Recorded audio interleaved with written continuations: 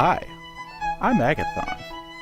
I hope you all are enjoying patch 5.4, this Siege of Orgrimmar, as much as I am.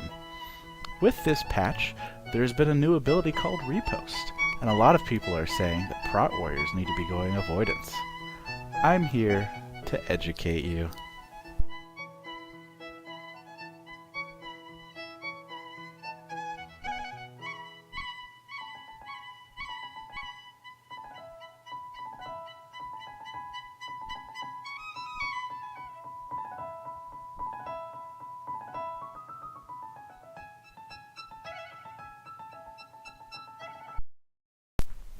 So I'm trying to decide if me doing that intro with my headset on was more funny or less funny. I tried to do it with like my mic down here or something so that you couldn't see it, but the sound just wasn't very good. Turns out you need to wear headsets for them to work.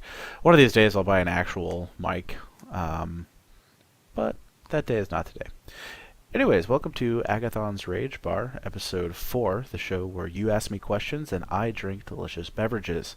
The format of today's show is going to be a little bit different in that I'm not going to answer anyone's questions directly. So if you ask me a question, wait, I'll probably answer it next week. And next week, hopefully I will have a co-host, Papa Paint, who is a longtime Tank Spot author as well. We'll be answering the questions together. He plays a Holy Paladin right now, so maybe if you have any healer questions, what healing has been like and what his opinions of flex rating and stuff are from a healer's perspective, send those and we'll get them answered next week. But this week we're going to talk a little bit about theory crafting and what we do here at Tank Spot, and specifically, since I know Prot Warriors the best, Prot Warriors in patch 5.4. The drink of this week, before I get too much further, I'm going away from beer and back to scotch. And this is Glen Fiddich 21-year single malt Gran Reserve. And it is a 21-year scotch that is finished in a rum cask. And let me tell you, this stuff is just absolutely decadent. It's quite pricey. I would say buy it for special occasions or your dad's 50th birthday or something like that. But it is a delicious scotch. You may notice no ice, no water. This scotch is so smooth. It is the only scotch. I drink a lot of scotch, and this is the only scotch that I can drink without adding any water or ice. It is that good. Anyways, so as you can see, my whiteboard behind me says, "Is avoidance good?" No. That was actually what was written on it last time, but you couldn't really see it, so I made it so that you could read it some more. And I'm going to go into the theory crafting behind and sort of general philosophy behind Prot Warriors in 5.4 today. The reason I have this is because a lot of people have been saying, "Oh my god, go avoidance, go avoidance, go avoidance." And all the theory crafting so far is saying, better think about that again. So I want to step through that and say why you shouldn't be stacking avoidance, or sometimes why you should stack avoidance. So really, should probably say this. Well, maybe. So what we're going to talk about is general tanking philosophy, what the role of a tank is, and gearing for different fights, and why sometimes avoidance might be good. Now, one of the things that has always been talked about, especially with avoidance, is about its total damage reduction, is a number that people like to talk about a lot, is how much damage are you actually reducing intakes by. And avoidance is really good for that. Why? Because you avoid an entire attack. I mean, even if you block attack or even crit block attack, if you avoid it, it's a lot less damage. The problem is that that doesn't always mean that you are easier to heal. Being a tank is all about survivability. And if you have a lot of avoidance, what ends up happening is that your damage intake is a lot spikier. You'll avoid a whole lot of attacks, and healers will be like, "Oh wow, he's really easy to heal," and then you're just going to take one to the face because you're not going to have as much damage, you're not going to have as much mastery, you're not going to have as high a crit block chance, and every now and then you're just going to take a lot of spike damage. And that's hard to heal. Even if you're like swimming in rage from a whole and having a whole bunch of extra like shield barriers and stuff, you'd think, oh well, this is going to be a lot less. But the theory crafting on that is actually saying otherwise. That the spikiness isn't as easy to heal. There's something that Thek talks about called TMI, which I always thought meant too much information. And maybe some of you will think that this is too much information, but really it's a statistical number of how spiky you are in your damage intake graph. Now one of the things I want to show you is this graph that one of the fellow tank spotters, Reeve, and I had made up a while back. And this is damage intake based on if you're using shield block or if you're using shield bar. I had made this originally to try and prove that you really need to be using shield block more than you use shield barrier, because you're going to be spiky. So this is the results from a simulation of basically dumping all your rage into shield block or all your rage into shield barrier. So this isn't going to be like an exact thing. There's going to be a little wiggle room here and there, but for the most part, this is going to show why we're going to use different graphs to show how avoidance and mastery builds differ in their damage intake using this. And you can use, and so we'll use different stats from other warriors that people have pointed me to that are like avoidance, and then we'll use my stats. So this is a graph of my stats actually.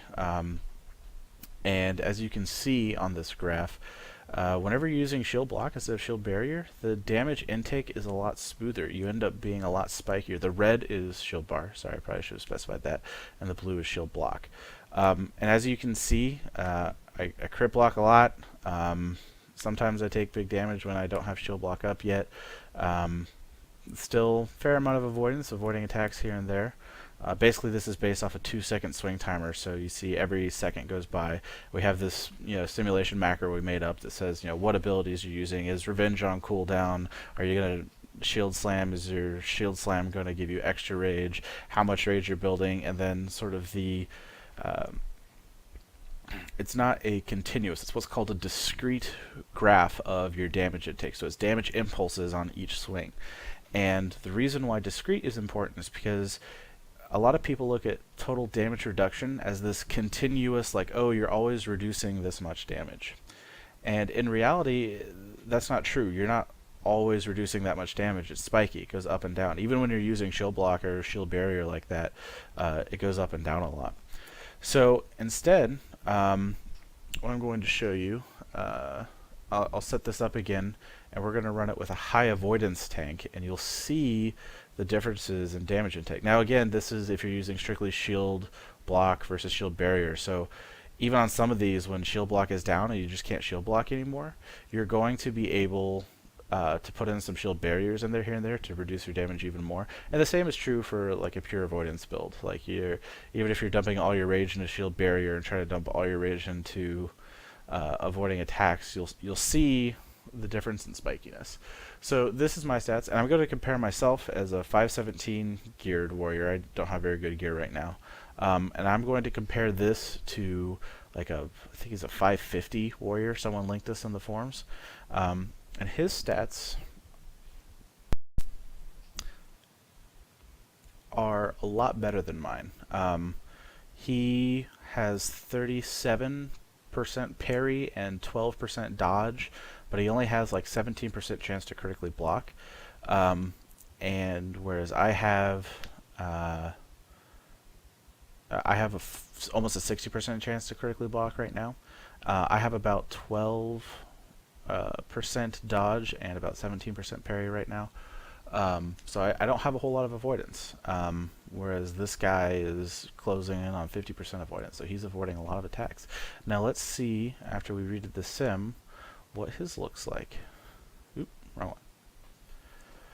as you can see, he takes a lot less damage overall. I mean, he's avoiding a lot of attacks, but he has these huge spikes here. Even when he's blocking, even when he has enough rage to get shield bars up, he's still taking a lot of damage and spikiness. So when you're looking at how to gear your warrior, you really need to look at, you know, how easy it is to heal this kind of spiky damage. I mean, you can see at the end, like he avoids a lot of attacks in this specific sim. I can run it again, and we'll run another sim and see another 60-second span of what maybe he would take. So it's running again right now. Go and switch back to me while it's doing that. But you can see there's a lot of spikes. Even when he's got shield barriers up and shield block up, you know, it's still vastly different to try and heal that kind of damage as it is when you're using a straight mastery build. And maybe that's good, and maybe your healers are good enough and you have enough like raw stam and stats. So one of the things that this graph can't show is like what your hit points are at whenever you're getting this hit, because that's a lot more complicated of sim, because you have to guess like how much your healers are going to be healing a second and try to do all that. And I didn't really have time to make a sim that was that good, and really I can't program. I just kind of tell other people what I want, so and then kind of can check the work from that. But so Reeve built this other sim. Anyways, let's go back, and you can see here's another graph of the damage intake. This one, you know, he had shield barriers and shield blocks up more, but he's still not critically blocking that much. He only has 2 critical blocks in a 60-second span, because he only has 17% critical block. And you can see here that he's just taking really big damage spikes, regardless if he's dumping all of his rage into shield block or shield barrier. Or shield block or shield barrier. So you can see here with these two graphs just exactly the spikiness of damage intake whenever you're doing something. And again, these aren't, you know, precise graphs, but they're pretty close to accurate, and they show a very good visual of what the spikiness of the damage intake is. Another shout out to Reeve for helping me with this. But anyways, going into more specifics, here's a post that Tangenstein made on the TankSpot forums, and he's been simming himself. And you can see these fun little statistics called, you know, TMI. That's the lower the TMI, the better. You want a really low TMI because that represents significantly less spikes in how you're taking damage. And you can see that he simmed himself. When I say simmed himself, he used Simulation Craft to get all these numbers.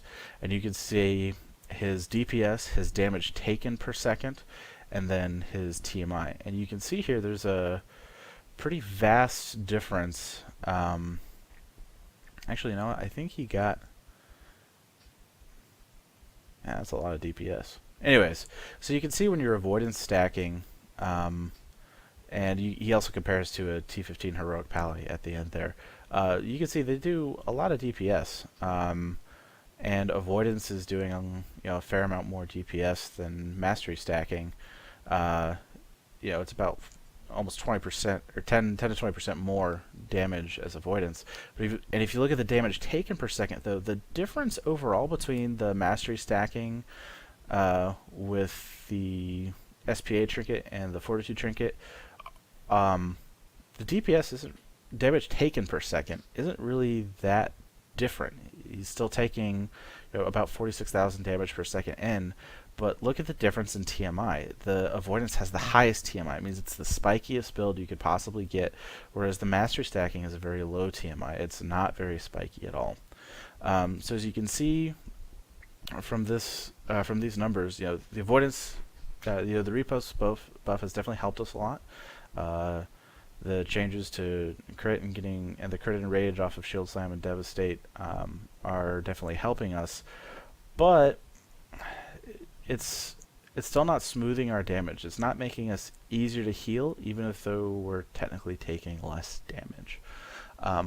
Hopefully that was sort of a straightforward way of looking at things. But now we're going to talk, we always sort of have this caveat whenever we're talking about how we're doing,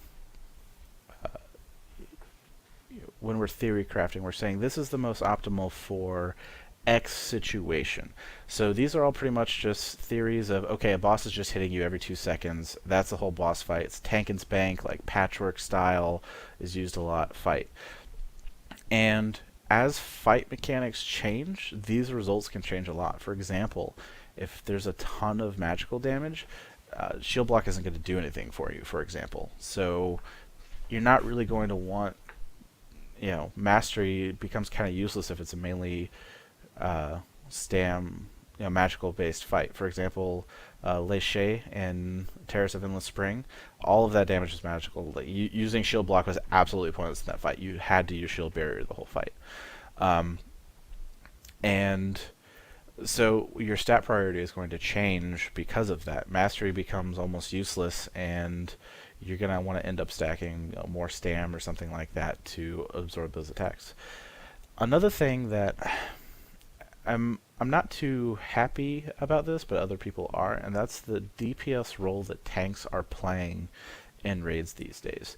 My roommate is a much higher tier raider than I am these days, and he was talking about Iron Quan in the last tier, and how tanks were doing just tons of DPS. As a Feral Druid, he got the DPS cloak and used the DPS metagem because he was never in danger of dying, and he just did so much more DPS. And you do so much DPS, it becomes critical that you as a tank do that much damage on the fight. So if there are fights like that just absolutely are going to require tank DPS output and you're not in danger of dying, then, well, maybe go Avoidance. So that's why I kind of have to make that addendum, well, maybe.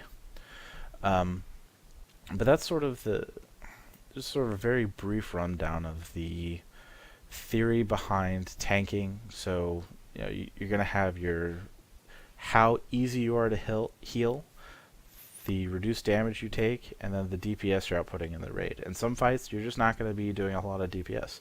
Other fights, you may be doing a lot of DPS, and it may be important to gear for that fight towards Avoidance.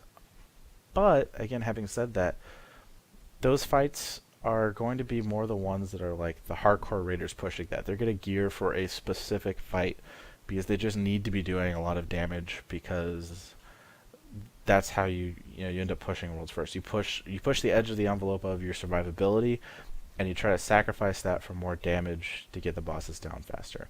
And I get that, and I'm okay with that, which is why I say, well, maybe. And there's a lot of people that are just like the 550 warrior doing normal modes. Like, okay, dude, you have 33 eye levels on me. Like, you have more stam, and you're completely reforged and regemmed out of it. You don't have any stam trinkets. You have more stam than me, and so yeah, go ahead and go Avoidance for normal mode content. That's gonna be fine. But a lot of people are noticing that as they either meet the gear requirements or a little under geared for fights, you just can't go Avoidance. You take too much damage. One of the tanks in the guild I'm currently in was all about the Avoidance build, and he was having a ton of fun with it. And he was doing a ton of damage. I'm only doing like 80k at most DPS on fights. He was doing like 110k DPS as prot, which is really impressive. It kind of reminds me of when patch 3.0 came out at the end of Burning Crusade, and they had these huge buffs to tanks, and tanks were doing like this crazy DPS that had never been done before. It got evened out once you were at level 80 and Wrath of Lich King hit, but before that, tanks had a much bigger DPS role, and that's kind of the way it is now in some fights, in some situations. So the caveat that always comes with theory crafting is, well, this is the most optimal, but it also depends on the boss fight, and that's a big caveat that you always have to have whenever you're doing this kind of thing. So especially when you're looking at like the higher end tanks and the higher end guilds that are pushing content, it may not be good to just copy their armories and say, well, so and so did it, so they need to be doing that. It may not work for your raid comp. It may not work for your doing. It may differ between 10 and 25 man raids, and I'll even say especially for 10 man raids, since now again this depends on fight mechanics, because Iron Quan was a little different. It kind of shattered the stereotype, but for most 10-man raids, a tank's DPS is a significantly larger portion of the overall raid DPS than is in a 25-man, because your ratio is all off. You're still going to have 2 tanks in 25-man, but you have 17 DPS now, whereas you have 6 DPS in a 10-man raid, or 5, depending on if you're 3 healing or not. So that can also be a big difference. So if you're a 10-man raider and you guys just need to do more DPS, you're hitting enraged timers, especially for example the third boss in Siege of Orgrimmar. For the most part, you're going to have a tank that is clearing their corruption off, and when you clear your corruption off, you do more damage to the boss. So since that tank is usually going to be doing more overall DPS until the other DPS clear their stacks, that tank's DPS becomes important to beating the to beating the enrage timer. Which, by the way, those of you with DBM may notice that the enrage timer is currently off on the third fight. It says it's 10 minutes. It's really 7 minutes. We found that out when we were doing our tank spot flex raid the other night. Interesting thing. So I guess I'm kind of wrapping this up for now. The tank spot flex raid went pretty good until Mal'Ganis crashed. We had a lot of raiders on Mal'Ganis, and it crashed last night, and so we couldn't actually finish the raid. But we've one-shot the first two bosses, so that was pretty good. Not that they're that hard, but it was fun. If you all have any interest in joining those raids, you can inquire more within on tankspot.com. I guess I've rambled on enough about this today. People may not be too impressed with this topic, but I thought it was kind of cool to do a rambly topic and just kind of talk about theory crafting, how we approach things, the different tanking philosophies that people have, and the different caveats. So again, keep sending me your questions. I'll try to get them answered next week. Again, we're going to have Papa Paint, special guest on next week's show. So send me your questions. What do you think about Siege of Orgrimmar so far, now that everyone's been doing it for a week? LFR starts next week. If you have any questions about LFR, send them in. If you have any questions about this, send them in. Keep asking me questions. The TankSpot Twitter is back up, so that's at TankSpot. You can reach people at. I, of course, am at Aggathon. Follow me on Twitter. I'll be trying to tweet whenever I do any live feeds and stuff like that. And send me questions at Aggathon, or you can log on to tankspot.com and send a private message to the username Aggathon. Also, feel free to send me drink suggestions. I have a fairly good amount of drinks in store, but if you have any specific drinks you'd like to request on the show, let me know. Maybe I'll get one if I can get it around here. Or if I'm in the Northeast, I can get it around there. So yeah, keep sending me those questions, and I will see you all next week.